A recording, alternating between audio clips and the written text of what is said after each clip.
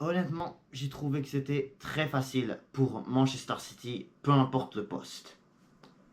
Bonjour à tous, aujourd'hui on se retrouve pour le débrief de cette rencontre entre Chelsea et Manchester City, victoire 2-0 des Citizens de Pep Guardiola à Stamford Bridge dans le cadre de cette première journée de Premier League, le premier gros match de la saison.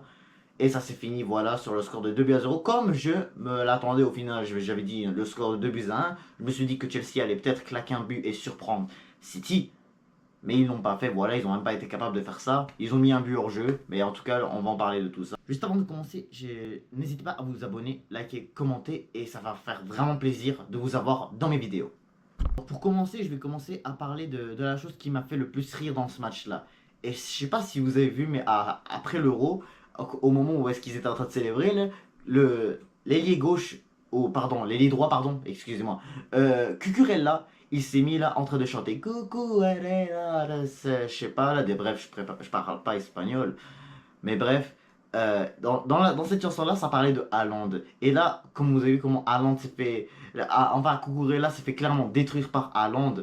Pour de vrai, c'est ça qui m'a fait vraiment le plus rire. Parce que voilà, Haaland, c'est lui qui a encore une fois, pour la troisième fois consécutive depuis qu'il a signé à Manchester City, qu'il ait marqué le premier but de Manchester City en Première Ligue cette saison. Et c'est vrai, hein, il l'a fait en 2022 face à West Ham, en 2023 face à. Burnley, je pense, oui, Burnley, et puis aujourd'hui face à Chelsea. Mais en fait, Cucurella, la, la seule chose que j'ai trouvé qui faisait quand même bien, c'était quand même lui face à Doku. Face à Doku, parce que pour de vrai, Doku, du côté de Manchester City, n'était même pas.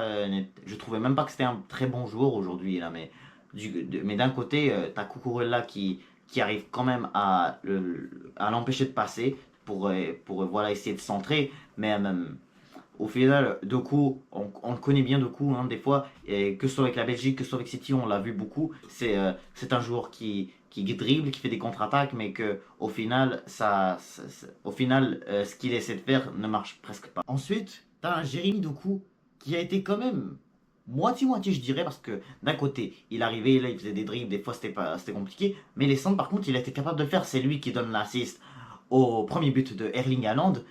Voilà, à part que Bernardo Silva, je sais pas ce que ça, j'en sais rien en tout cas. Est-ce que ça s'est fait clairement exprès? Mais Bernardo Silva a laissé le ballon passer et Haaland l'a vite récupéré et là il a passé Cucurella et puis c'est dans les buts. Il a aussi fait un tir excellent enfin il a un petit peu tiré au-dessus mais quand même Sanchez l'a eu. Ça par contre, voilà, je m'attends. Ça par contre, on voyait d'un côté que c'était but, mais de l'autre côté, c'était pas clairement but. Tu voyais que c'était plus un peu au-dessus, mais ça reste que c'était clairement dangereux pour que Man City marque beaucoup plus de buts. Ensuite, tu avais Kevin De Bruyne qui avait fait aussi un bon match, qui avait quand même fait un bon match, mais des fois il s'est fait beaucoup tacler par des joueurs. On se disait des fois est-ce qu'il allait encore une fois avoir une grosse blessure et tout, en premier match de Première Ligue comme ce qui s'est arrivé l'année dernière. En tout cas, non, ça s'est pas arrivé. Il s'est relevé vite et il a quand même il est resté fort quand même, hein. C'était pour moi un très bon match de sa part. Très bon match de la part de Kovacic aussi. C'est lui qui a mis le deuxième but pour Manchester City face à son ancien club Chelsea. Et faut dire que aussi il a quand même proposé de très bons trucs à part cette frappe. Comme exemple, quand je vois quand je vois City pardon qui qui ont vraiment une bonne connexion. Quand tu vois Kovacic, Silva, De Bruyne, en plus tu as Doku de l'autre côté qui peut t'aider. Foden c'était sur le banc, Savigno.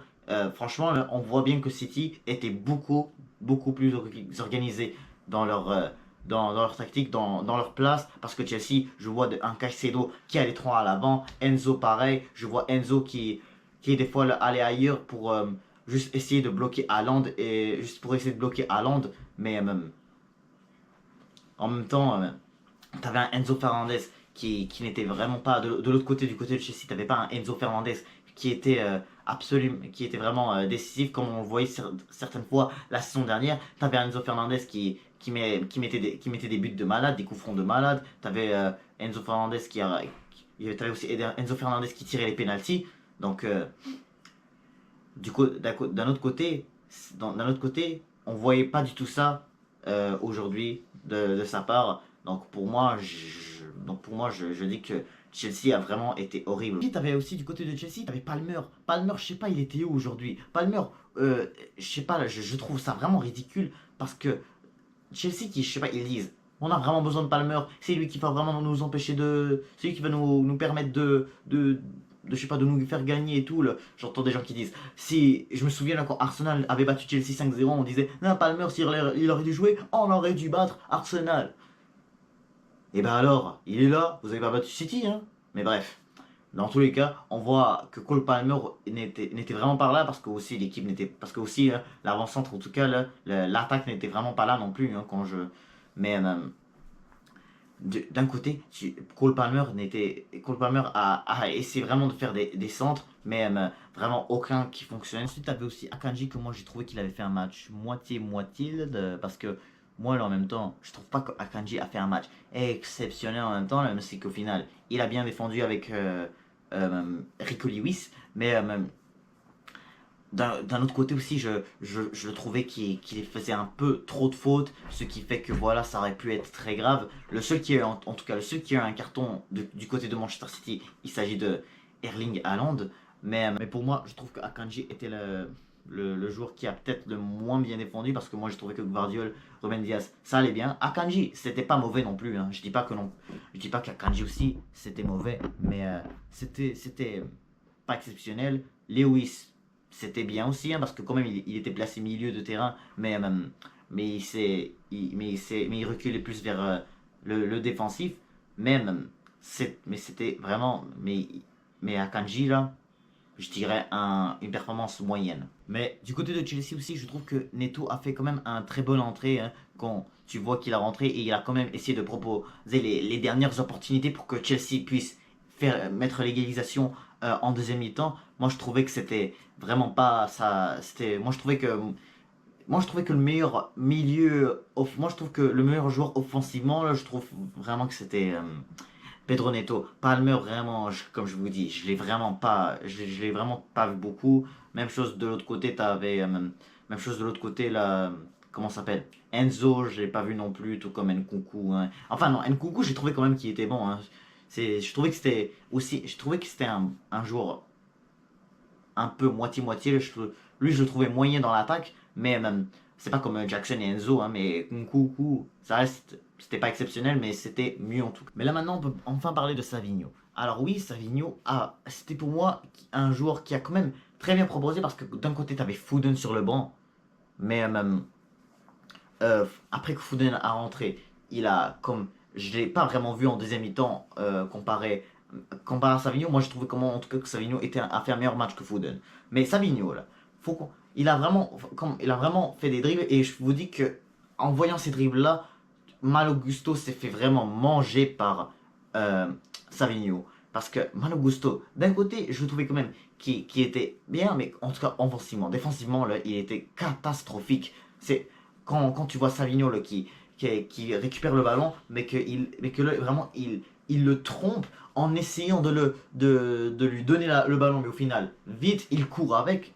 Écoute, franchement, là, j'ai rien à dire. C'est un joueur qu'il va falloir vraiment qu'on fasse attention, hein, quand nous les Gunners, là, je parle de nous les Gunners, là, on va venir à l'Etihad, là, va falloir vraiment là, qu'on assure avec ce joueur-là, là, parce que si je vois vraiment Zichenko, là, écoute, face à ce joueur-là, là, je te dis qu'on est mort. Je vous dis, on est mort. Donc, franchement, là, je trouve que vraiment Chelsea en réclame, ont pu faire mieux dans ce match-là, et puis essayer de surprendre Manchester City comme ils ont fait à Stamford Bridge la saison dernière, parce que pour de vrai, parce que quand tu vois que Chelsea commence la saison de cette manière-là, parce que déjà, là, je sais pas si vous avez remarqué avant ça, là, que là, jusqu'à maintenant, tous les gros clubs comme Arsenal, Manchester City, Manchester United, Liverpool, là, ils ont tous gagné sans concéder de but. Mais là, t'as Chelsea, vraiment, ils font la même erreur. Ils font la même erreur que les autres, mais peu importe. Ça reste que, en tout cas, là, c'était un match difficile pour City. C'était pas non plus facile, mais c'était pas non plus facile, là, mais en tout cas, là, je trouve que City ont largement mérité leur victoire rapport à Chelsea. Donc voilà, c'est donc la fin de ce débrief de ce gros choc entre Chelsea et Manchester City. J'espère que vous avez bien kiffé. On a vraiment assisté à un week-end excellent pour bien commencer la saison. Hein, je vous dis, j'ai déjà fait plusieurs vidéos, quelques vidéos là, mais en tout cas, ça va. Je vous dis là qu'à partir du week-end prochain, vous allez trouver beaucoup plus de débriefs et d'avant-match dans, pour les autres semaines qui arrivent, avant bien sûr la trame internationale et tout. Là, vous allez voir, tout est prêt. Donc c'est la fin, n'hésitez pas à vous abonner, liker, commenter et je vous dis à toutes.